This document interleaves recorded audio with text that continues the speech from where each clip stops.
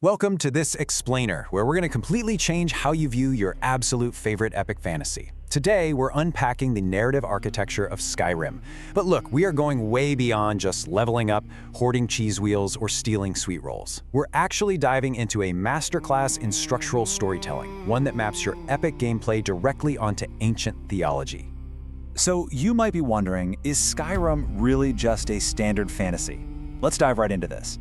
Because while you might think you're just playing out that classic chosen one trope, the hero destined to defeat the big bad tyrant, you're actually navigating a highly specific, totally rigid system of ancient theological functions. Sure, it feels like a typical open-world adventure on the surface, but underneath it all, every major plot point is operating under a much older structural law. The source material reveals something absolutely mind-blowing. This epic storytelling actually relies on a complex system of typology and narrative recursion that perfectly mirrors biblical texts. We aren't just talking about swapping out character names here. It's about historical events and ritual structures serving as literal blueprints, or shadows, for the exact journey your character takes. At its core, the game is asking a profoundly deep question about power, and specifically how that power must be governed. Let's kick things off with Act 1, the Sinai pattern. Think about how the game actually starts. Your character begins as a literal bound prisoner, yet you're destined to become a figure of cosmic renown. This whole three-act progression brilliantly mirrors biblical themes, starting right at the beginning with the fall, and moving all the way toward the eventual restoration of authority. Escaping Helgen? That's an act of undeserved grace that completely frees you from a programmed life. Your bound hands literally symbolize a total loss of dominion, which perfectly mirrors the biblical fall of humanity in Genesis.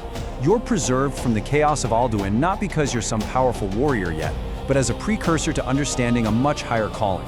But, as you'll see, claiming this new authority comes with some incredibly strict rules. And this is exactly why Sinai patterns govern Skyrim. True divine power is incredibly dangerous if it's just left unchecked. This blueprint illustrates the core mechanic of the game. You can't just run around unleashing raw power. You actually have to learn the way of the voice. Just like God's presence at Mount Sinai required sanctification, an upward ascent, and really strict instruction, your immense power as the Dragonborn has to be regulated through divine law. Notice how flawlessly these two concepts mirror each other. The Thu'um is not just some neat combat trick or display of raw power. It's a mechanic of alignment with divine order. When you're climbing those 7,000 steps up to High Hrothgar to be instructed by the Greybeards, you are completely mirroring Moses ascending Mount Sinai to receive the law. Both of these narratives are teaching the exact same lesson. True authority is not freely expressed. It absolutely must be strictly bound by moral instruction. Now, let's look at how this builds across the game's timeline. It progresses from that initial restoration of authority all the way up to a cosmic final judgment. This isn't just a random sequence of fetch quests. From your very first hour of discovering your authority, to the midpoint of deep revelation around hour 40, to the 80th hour where you're literally facing the end of the world, you're participating in a grand, structured cosmic timeline, one that perfectly echoes the journey from Genesis to Revelation. Moving right along into Act 2, revealing true enemies. In this second act, the narrative really tests your soul by forcing you to figure out who the actual enemy is.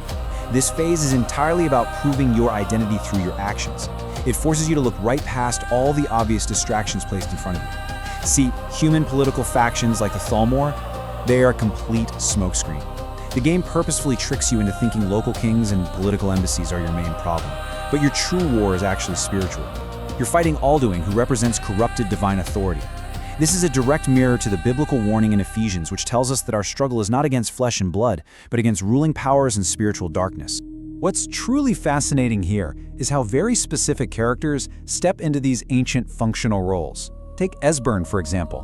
When the entire institutional system of the Blades totally collapses, he steps in to act as the remnant.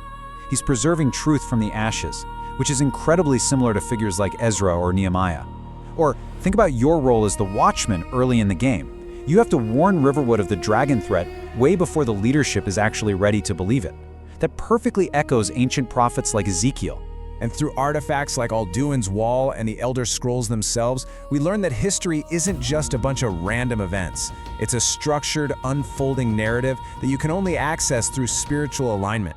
The sources point out that finding an Elder Scroll isn't just about digging up a really old, lost book in a dungeon. It parallels the biblical concept that ultimate truth is revelation, not just mere discovery. You actually have to be aligned with the divine to comprehend the mystery that's been hidden away for ages. Which brings us to Act 3, the mediator's choice. Because human political systems completely fail to produce any sort of lasting resolution, which is super evident during the game's false peace ceasefire negotiations, you are thrust right into the ultimate moral climax. You have to step into a role that goes way beyond just swinging a sword. You're forced into the agonizing, heavy, theological role of a mediator. You become the figure standing directly between divine judgment and the people. So when you're handed that famous choice to either kill or spare Parthenax, it isn't just some random side quest for a guild. It is a profound functional role, mirroring historical figures like Moses or even Christ, where you are navigating the immense tension between a shattered law and a desperate plea for grace. You have to decide right then and there if the world operates on a justice-only framework or if true redemption and a fundamental change of a person's nature are actually possible. If you execute him, you're upholding pure, ruthless justice for his past crimes. But if you spare him, you validate the massive theological concept that repentance, a true, genuine change of heart, supersedes past transgressions. It's an incredibly heavy choice, and it literally defines the moral architecture of your entire world. And that all leads to Sovngarde. This finale is not just a standard boss fight. It is a cosmic test over who truly holds the right to judge the world, which strongly echoes the biblical vision of a new creation. Alduin claims the absolute right to end the world, representing pure chaos and a corrupted form of judgment. But your battle, fought alongside the armies of heaven in this post-death realm, is all about establishing true authority and restoring the original correct order. Finally, let's look at a roadmap for your identity. You know, these parallels we've been talking about, they aren't just clever tricks by the writers. They are the exact reason this game resonates so deeply with millions of people. It's why we can comfortably sink hundreds of hours into this universe. We aren't just playing a video game, we are actively participating in a timeless narrative structure that speaks directly to the human condition. This kind of epic storytelling targets those late-night thoughts we all have about our own identity transitions. It gives us a psychological roadmap to step out of a bound, stuck life and into a much grander purpose.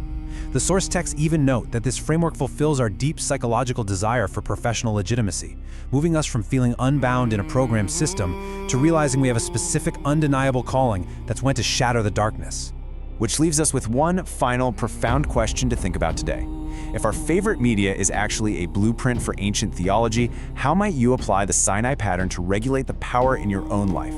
Because just like the Dragonborn, your authority and your potential aren't meant to be wildly unleashed without thought.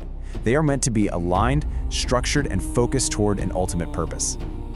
Thank you so much for joining this explainer. Keep exploring the depths of the stories you love.